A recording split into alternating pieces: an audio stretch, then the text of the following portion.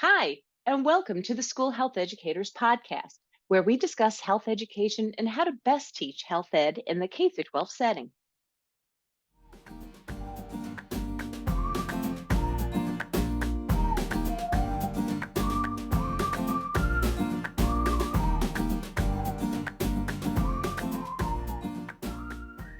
Hi, and welcome to the School Health Educators Podcast. I'm your host, Lori Reichel.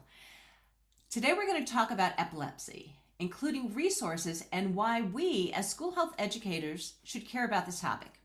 So to help me out, because I am not an expert on this topic, I asked Mike Radell to help us out, or to help me out. And I met Mike at the New York State AFERD conference and realized that even though we have some people from New York on this podcast, this is applicable to people living in other states as well as other countries.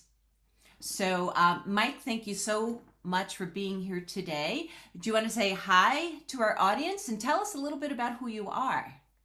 Yes, Lori, thanks again for having me on today. And hello, everyone. My name's Mike Radell. I'm the Education Coordinator and Camp Director at an organization called Empowering People's Independence. We're also part of a larger organization nationwide called Epilepsy Alliance America. And our mission is to be a successful partner for individuals with disabilities and their families, and to strive to remove barriers to their potential. And we try to give information for children, adults who have intellectual and developmental disabilities, epilepsy, brain injury, and other fragile medical conditions.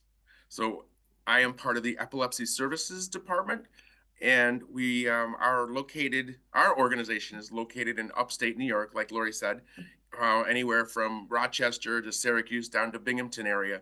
But we do support individuals in a farther reaching territory. And what's the title of your specific organization again? We are empowering people's independence. Many years ago, we were Epilepsy Association of Greater Rochester, and we've grown ever since. So we have over 1,000 employees. We have 13 group homes in the intellectual and developmental disability field. But I specifically work in the epilepsy department, supporting the needs of people, children, youth, and adults who have epilepsy. I've been in the field for about 25, 30 years. Specifically, I've been at this organization for 25 years. I just passed my 25th anniversary in November. So a little milestone there.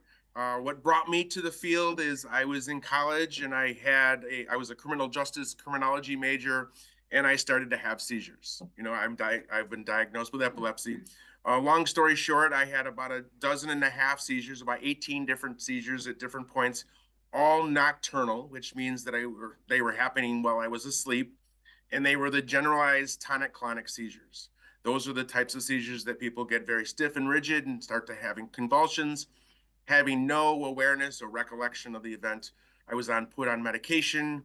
Of course, my neurologist in New York State told me that I couldn't drive for several years. But eventually I got my driver's license back and eventually became seizure free. Yay to me. And also weaned off with my neurologist's advisement off my medication. So I'm seizure free and off medication. I work with some kids, some young adults who are having hundreds of seizures a day. And we try to support their needs so that they can live the life of their choosing, just making sure that they take the precautions necessary to keep safe, giving their family and loved ones and people that they work with, or teachers and faculty and staff at schools, the resources needed to be safe throughout the course of their life. A couple of my favorite programs that I'm involved with that I run, we have camps for kids and young adults with epilepsy. We have a swim program teaching these kids how to swim. For so many of these kids, they're told, no, you can't swim. Because if you have a seizure or something bad could happen. But we want to give them the experience that they can, thrive and learn how to swim, just be safe doing it, and giving their parents information about seizure safety in the pool, and support groups and recreation groups, art therapy groups, and it goes on and on. But we do try to give them the information necessary to be successful in their life, just like everybody else who is neurotypical. I'd like to ask you a question, and you have the right to pass. I can edit this out. And the question is, okay, if your seizures were nocturnal, how did you know you have them? Because you'd be sleeping. So there's a few reasons. I felt like crap afterwards. I became Oh, okay. incontinent, and that wasn't always great. No. That was a telltale sign that I had it. Also, personal witnesses. My parents saw me have a few seizures. My roommate in college, my camp uh, camp tent mate, he saw me having a seizure. So a lot of times they were witnessed, but other times I just knew that I had something that had happened. And of course, after my seizures, in a few occasions, I went in and got tested, and they were able to do an EEG, and basically monitor my brain waves, and found out that I was having these seizures going on. Okay. Thank you. Thank you. I appreciate your honesty with that. And for folks that you're listening in, so as we were prepping to record for today, I flat out asked Mike, like, why should we as school health educators care about this topic? What information do we need? And I now feel really silly because the reality is kids, even if they don't have any kind of diagnosis or don't experience things, they could be the people that help others that do. And to have compassion uh, for people and to help them in these situations is so important. I right? Yeah. I know So it sounds so silly, and no, not silly at all. The reason why health educators need to know this information about epilepsy is because it is so much more common than people realize. There's statistics out there that um, the biggest statistic that kind of hits home for me, anyways, is being in the field and also having epilepsy, is that 1 out of every 26 individuals will be diagnosed with epilepsy at some point in their life. 1 in every 10 individuals will have a seizure at some point in their life. There's 45,000 new cases of epilepsy right here in America every year, annually. And so it's you don't see epilepsy. Many years ago, if someone was diagnosed with epilepsy, we would institutionalize them. Now, hopefully, thank goodness we don't do that anymore. We want to make sure that they have the supports necessary to be able to work, to be able to go to school, and to live the life of their choosing. But definitely, there is a lot of people who have the diagnosis, and if you're not seeing someone have reoccurring seizures, or they don't tell you that they have epilepsy, you could never tell. Like, you could never tell that I had epilepsy by just looking at me. I'm a little funny looking, but not in the no. respect that you couldn't tell I had epilepsy. There are some types of physical disabilities that kind of what's going on. You can kind of figure out what's their barriers to their everyday life, but not with epilepsy. And so we just want to give the tools to our educators, to our healthcare providers, who provide assistance in schools or in the workplace, the, the necessary information that they need to help support their students, their colleagues, whatever the case may be. And it might be just simple steps as seizure first aid, what to do for someone during a seizure. And another reason why, too, we need to get this information out is there's a lot of stigma. There's a lot of misconceptions about this disorder, and a lot of it's untrue. And like just simple things like, what does a seizure look like? A lot of times people don't recognize these different types of seizures, like especially the partial seizures that come from one part of the brain, and it might not look like a seizure. It might look like they might be intoxicated or be high, but in fact they're experiencing a seizure. Or in the case of an absence seizure, I'm just kind of throwing all these things out there, but an absence seizure, formerly known as petit mal. Petit mal doesn't really tell us a lot. Petit mal means little bad, Little. as opposed to grand mal, which is big bad. But the absence seizure is basically a generalized seizure that causes a person to have a lack of awareness for a very short period of time, maybe 10, 15 seconds.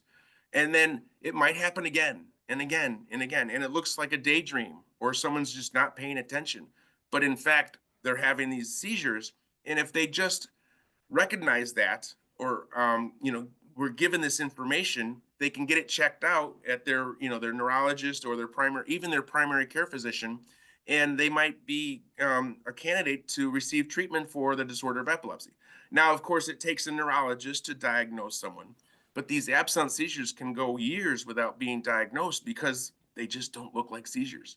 And on TV programs, some of the medical shows, they portray people having seizures, like the tonic-clonic seizure, because it's good filming. But sometimes what it looks like on TV is not actually what it looks like in real life. So that's the long answer of why we should have everybody have the information about epilepsy. And our organization, amongst other organizations across the country, do provide seizure recognition and first aid to give the basic information about epilepsy that health educators need to know so that they can assist the students and the people that they support. Well, Mike is going to share his screen at some point, in which, to go over the resources. If you want to watch this on the School Health Educators YouTube channel, you can check it out. Just go to those parts if you just want to see the resources, whatever you'd like to do. But before we jump there, what are the causes of epilepsy? So there's lots of causes of epilepsy. I'm going to first tell you that 70% of the people who have been diagnosed with epilepsy, there's no known cause. The neurologist can't figure it out. The individual can't figure it out. They don't know why these seizures are occurring. It could be genetic, and then they could do some genetic testing and find that out. But a lot of times there's just nothing that pinpoints why these seizures are occurring. The other 30% do know. There's an identifiable cause. So from that day on, they start having seizures. We pretty much can disseminate the fact that that's the cause of their epilepsy, whether it be some type of brain trauma or brain lesion, even like a mass on the brain, or an illness, and meningitis, encephalitis, measles, that can bring on the diagnosis of epilepsy. I guess in simple terms, anything bad that happens to the brain could divert those electrical impulses that are firing hundreds of thousands of times a day, and cause a person or trigger a person to have a seizure. So there's lots and lots and lots of causes. I only mentioned a few, but a lot of times, unfortunately, people who have epilepsy don't know the cause, and it could be pretty frustrating to live with that, because naturally humans, they want to know why. Why this? And sometimes we just can't give those answers. When I was diagnosed, that was it weighed heavy on me, because I always wanted to know why too. And the neurologist couldn't tell me. I didn't have a significant injury as a kid. I don't have any history of epilepsy in my family. So I still, to this day, as young as I am, I don't have any information about why I have had those seizures in the past. Well, thank you for explaining that. And, I'm learning, I appreciate you sharing everything and being so candid. Some of the stats I did not know. And so would you like to start sharing your screen and showing some resources for people? So here is the first thing I'm going to share is the Epilepsy Alliance America website. There's really great information, resources here that you can find, different programs that are available across the country, even some resources on how to learn more about epilepsy. You can go on your own and check out some of the information that is listed here.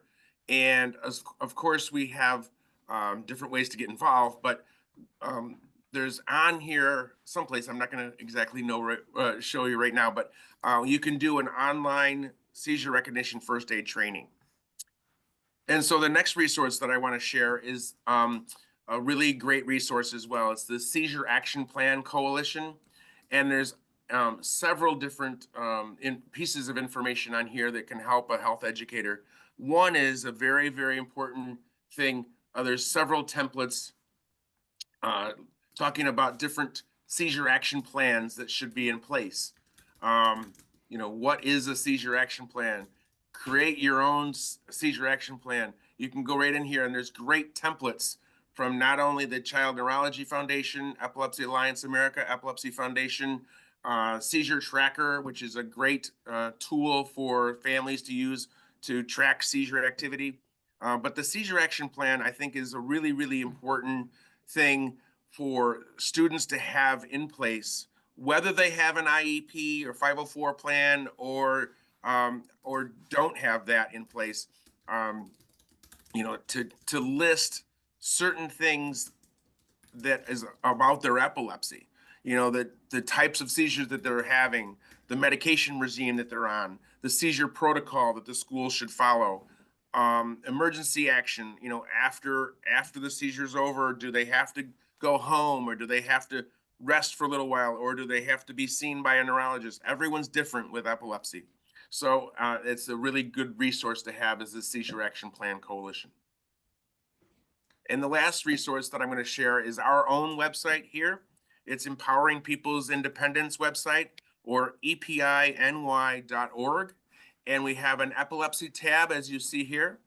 And on there, we have our information about our camps, our teen weekends, our education and training programs. We have support groups. We even have scholarships for kids going to college. There's a segment on here about sudden unexpected death and epilepsy, which is always a difficult topic to broach, but it's something that people need to be aware of.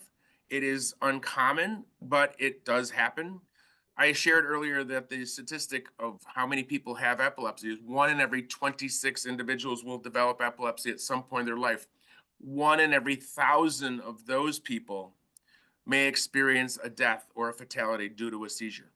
It is never easy to talk about, especially with parents of children with epilepsy or individuals who have epilepsy themselves.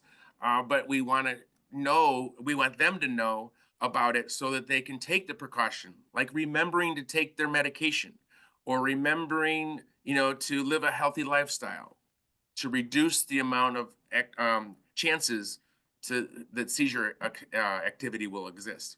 So there's lots of information about epilepsy and our programs and services on this particular website. And that's you all the way to the right of the screen, right? Ooh, yes, it was. Yeah. You look good there. You look happy with the kids. Yeah.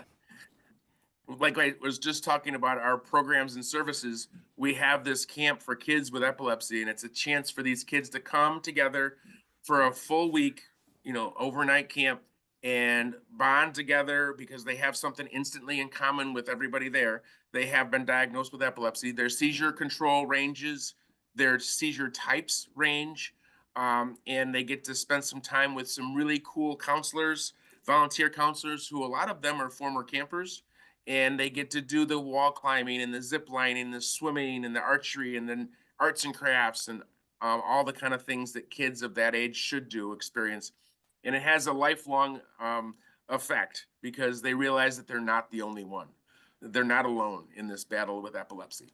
And if they can come to camp, make some new friends, feel a little sense of normalcy for at least just a week, and then it has a residual effect too, where kids go back to school in September, just right after the summer is over, and they have an increased confidence. They have increased self-esteem, and they overall do better in life because they know that they can do things that they might not have been presented with before.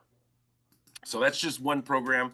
I don't want to go on and on about all of our programs. We have some really great programs, but and it's accessible to anybody in New York. There's 6 epilepsy organizations in New York State that can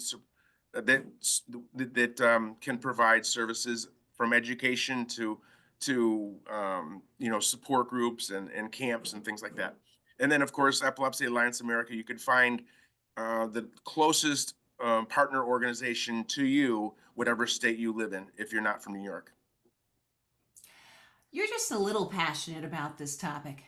Well, I'm being facetious. People ask me why I do what I do, and And it might be because I have epilepsy myself, but I don't think so. Hmm. I've met some really fantastic, amazing people Yeah. who have the cards a little, against them, and they've overcome some of the barriers, and they're all my heroes. They can live life to the fullest extent, and all it might take is just a little push, and we're here to help them with that. Well, thank you for everything that you're doing. And I do have two more questions for you before we end today's recording. One is, if someone is like a teacher is seeing what they perceive to be a seizure, what's the first aid that they should be So of doing? course it depends on the type of seizure that that's happening. If it's an absent seizure where it looks just like kind of a staring spell, there's not much to do. You just observe them, make sure that they stay safe. If it's a partial seizure where they might be picking at their clothes or doing some lip smacking or eye fluttering, maybe wandering, saying some things that they don't normally say, you just want to stay with them and make sure that they stay safe. If it lasts a really long time, that might be a good time to get more medical personnel involved. If it's the tonic-clonic seizure, what a lot of times people think of when they think seizure, you just want to keep them safe, usually just using your common sense. We recommend people turning that person on their side. You can't swallow your tongue, but oftentimes, if you're on your back facing up, you might choke. The tongue might go to the back of the throat and block the airway. Turn the person on their side. Put something soft.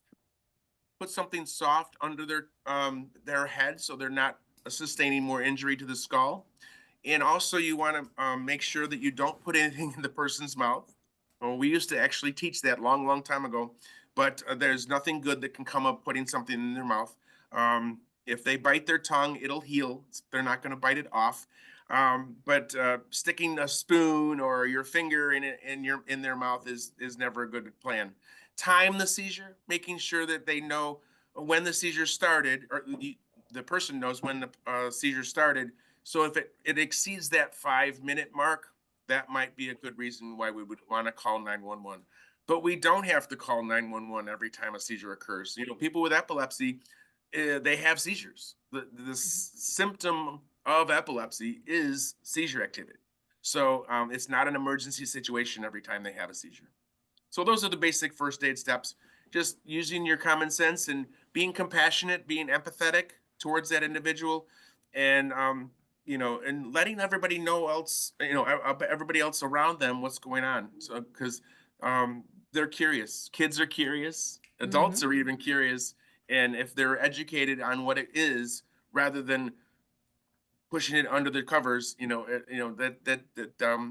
would be better off if people are aware. Yeah. And I also believe when adults model to be empathetic, not to be like making a weird face or what's wrong with that person or something like that, because kids pick up on that. So important that we're positive role models for these kids. So people with epilepsy are just like anybody else. They just happen to have a Yeah, little bit more firepower in their brain. Uh, there you go. I like to say that during my presentations. But a Hmm. lot of famous people, a lot of people in our history have had epilepsy. Vincent van Gogh. I mean, he had some issues that are a little different than epilepsy, but Tiki and Rondé Barber, they're former football players. Shanda Gunn, a U.S. Olympic gold medalist hockey player, she has epilepsy. Theodore Roosevelt, a lot of famous individuals in our history have had epilepsy, and they've done some pretty great stuff. So Prince had epilepsy, and look at the music that he made. So Yeah, um, epilepsy shouldn't stop you. totally agree. Totally agree. My last question for you is, how can people get in touch with you if they want to? So you can certainly email me at mradell@epiny.org, or you can call 585-442-4430, extension 2741. Or the easiest way probably is to go right to our website, which was that epiny.org, and you can find the contact section and get a hold of us that way. Wonderful. Well, I thank you so much for talking with me today.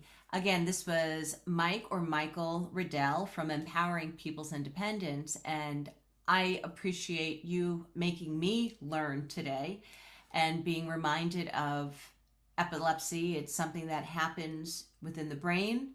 It's something we don't even know the cause for 70% of the time for people, and that the stats, 1 in 26, this is more common than people realize. Yes. So, It's a common disorder, but it doesn't have to be a devastating thing. People can live perfectly normal lives, and just taking the precautions necessary to do some great stuff. wonderful. Well, thank you so much again for being here today, Mike. And to our audience, thank you so much for listening in.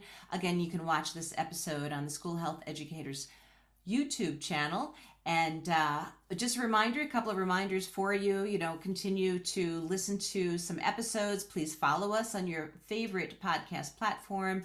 Give us some 5 stars or a thumbs up. That would be lovely. Please also check out the School healtheducators.org website, in which I do want to make sure we have information from the organizations Mike referred to today on there. I'll be getting to that eventually. And last but not least, folks, thanks so much for doing what you're doing. You're needed. Our kids need you. So continue being that positive role model for children and youth. And I hope you have a great day. Thanks, everyone.